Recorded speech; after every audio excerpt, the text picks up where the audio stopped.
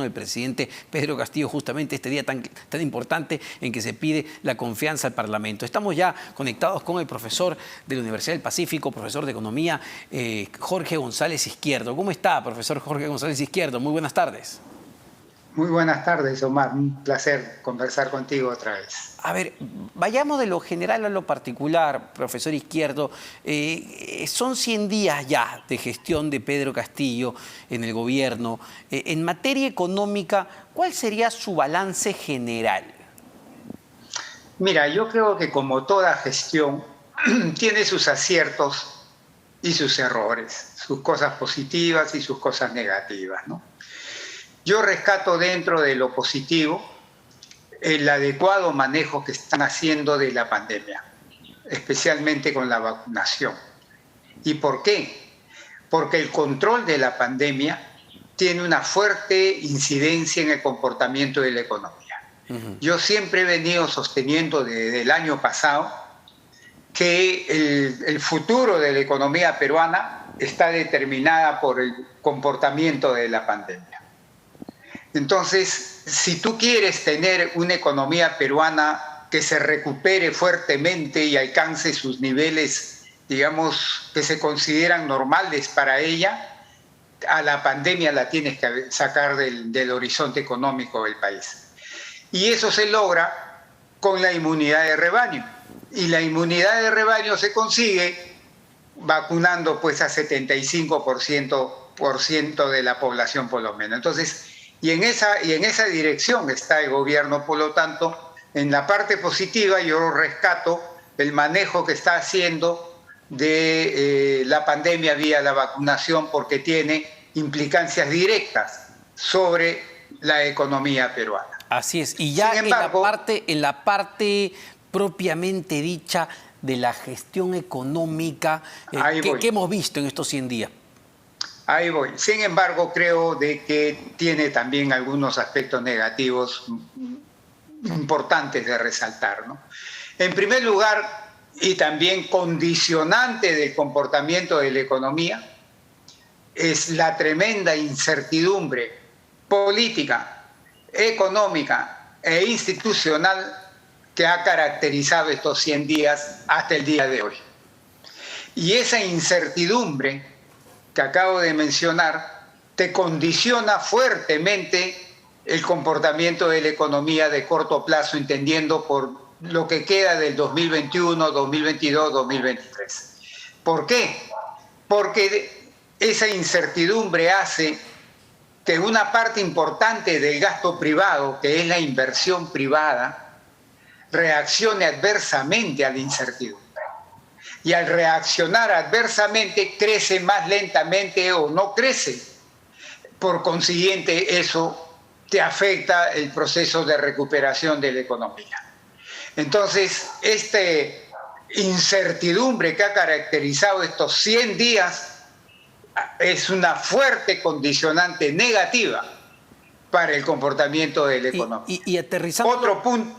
Aterrizando un poquito ese punto, profesor González Izquierdo, que es muy importante, el de la incertidumbre, ¿no? Mucha gente dirá, bueno, incertidumbre parece ser una palabra muy etérea. Incertidumbre es que se busquen a veces titulares muy simples como segunda reforma agraria, asamblea constituyente, control de precios, estatización de camisea. ¿A eso nos referimos cuando hablamos de incertidumbre?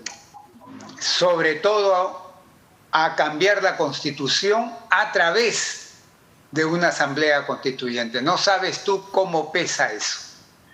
Porque con la asamblea constituyente cualquier cosa puede pasar. Y eso te crea una tremenda incertidumbre. Incertidumbre es, para que la gente me entienda fácil, incertidumbre es como si uno va por una carretera y te surge una tremenda neblina que te impide ver más allá. Claro. ¿Qué haces? O te paras o bajas la velocidad. Así es. La incertidumbre te impide ver más allá, porque no sabes cómo van a cambiar las cosas. Y eso le está haciendo, hasta el día de hoy, le está haciendo bastante daño a la economía. ¿Cómo será, Omar, que estas tres principales clasificadoras de riesgo, Moody's, Standard & Poor's y Fitch, dos de ellas le han bajado al país, entendiendo por bajarle al país a bajarle a los bonos soberanos, ¿no? Su calificación, un grado, y la otra te bajó de perspectiva estable a negativa. Y si tú lees el por qué lo han hecho, principalmente te dicen por esto, por la inestabilidad que está viviéndose en la parte política, económica, social, institucional.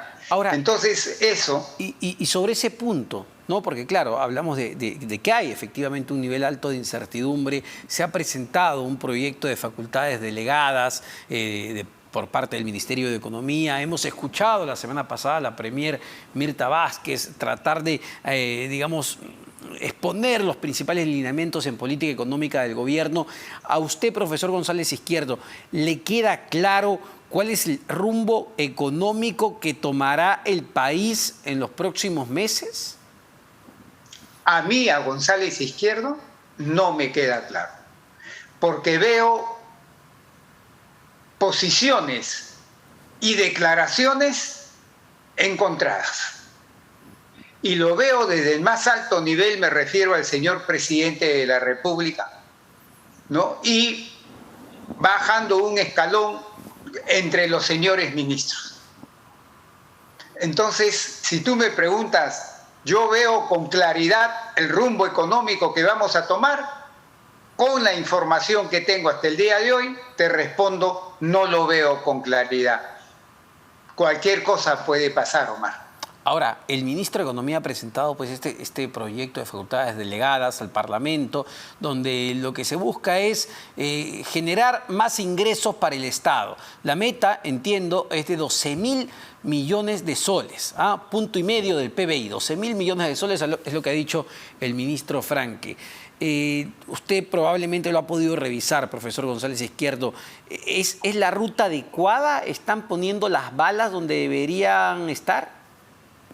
Mira, en primer lugar, Omar, hacer una reforma tributaria que implique en forma importante subir impuestos o crear impuestos, tú tienes que buscar el momento macroeconómico adecuado. Y hoy día, entendiendo por hoy día lo que resta de este año y sobre todo el 2022, pienso que no es el momento adecuado. ¿Y por qué dirán las personas que me están escuchando? Por las siguientes razones. Primero, cuando tú subes impuestos, Omar, provocas lo que se llama un shock adverso sobre el comportamiento de la economía. Eso te lo dice la ciencia económica y eso te lo dice la experiencia de muchísimos países. Cuando subes impuestos, ejerces una posición contractiva sobre el crecimiento de la economía, el empleo y los ingresos. Por consiguiente, tú para hacer eso tienes que cumplir con dos condiciones. Primero, que el gasto privado, sobre todo la inversión, porque el otro componente es el consumo, el gasto privado, sobre todo la inversión, esté creciendo fuerte y sostenidamente. Y segundo, la política monetaria del Banco Central de Reserva tiene que estar en una posición expansiva. ¿Y qué estamos viendo hoy día, Omar? Que el gasto privado, sobre todo las perspectivas de la inversión privada, son que crezca muy poco. Y el consumo también, no muy, quizás un poco más que la inversión, pero no todavía agarrando sus niveles normales. Y la política monetaria se está haciendo cada vez menos expansiva porque la inflación está subiendo fuertemente. Entonces, desde mi punto de vista, las condiciones macroeconómicas no se dan para estar subiendo impuestos. Pero, y eso es lo que llama la atención, profesor González Izquierdo, a ver, recuerdo mi clase de macroeconomía 1, ¿no? Básica, y lo que te señala el libro de texto es que si tú subes impuestos, retraes la inversión privada. Si no hay inversión privada, no hay crecimiento de la inversión privada, no hay generación de empleo. Eso es clarísimo. Entonces uno se pregunta, ¿por qué? ¿Por qué hacerlo en este momento que necesita que la economía se recupere? ¿O son factores políticos los que están primando? ¿Es porque al ministro le hinca el ojo, le pica el hígado? Yo creo que una parte de la reforma tributaria, Omar, esa que se refiere ampliar la base tributaria, porque para mí ese es el punto de una reforma tributaria en el Perú. No es subir impuestos, ni crear impuestos, porque no es el momento de hacerlo, por las causas que he explicado. Pero sí se puede empezar a trabajar para ampliar la base tributaria. Y para mí ahí, por ejemplo, sí lo que ellos están pidiendo sobre la libertad para fijar medidas para combatir la evasión, Claro. y la elusión tributaria, hay que darle. Medidas para revisar las exoneraciones tributarias y otros tratamientos preferenciales, hay que darle. Medidas para el tipo financiero que está proponiendo la SBS, hay que darle. Ese tipo de cosas que sí están orientadas a aumentar la base tributaria, ahí no creo que haya mayores problemas, Omar. Pero la parte de los impuestos, de crear o subir impuestos, yo no le daría ahí la facultad, Omar, sino que eso se discuta más ampliamente en el país a través del Congreso. Ahora, ayer el ministro de Economía, Pedro Franque, tras el Consejo de Ministros, anunció que se van a adoptar, o también entiendo que se van a pedir medidas para acelerar la inversión pública, que es un tema importante, ¿no? Entiendo que quieren acortar procesos, poder no caer en temas legales que retrasen los proyectos de inversión.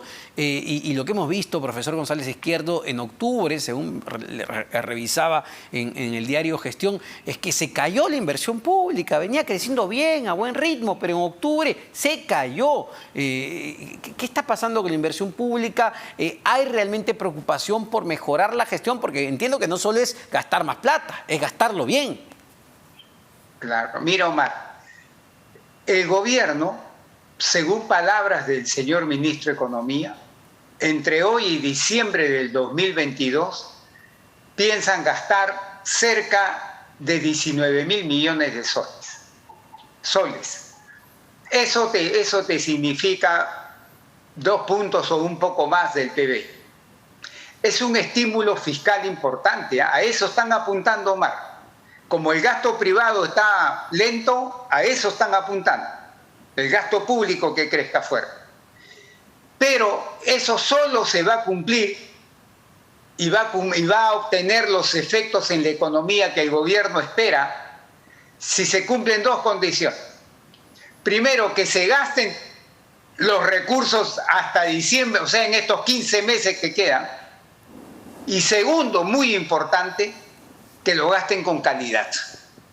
Porque si hace un gasto de poca o escasa calidad, el multiplicador de ese gasto va a ser muy pequeño.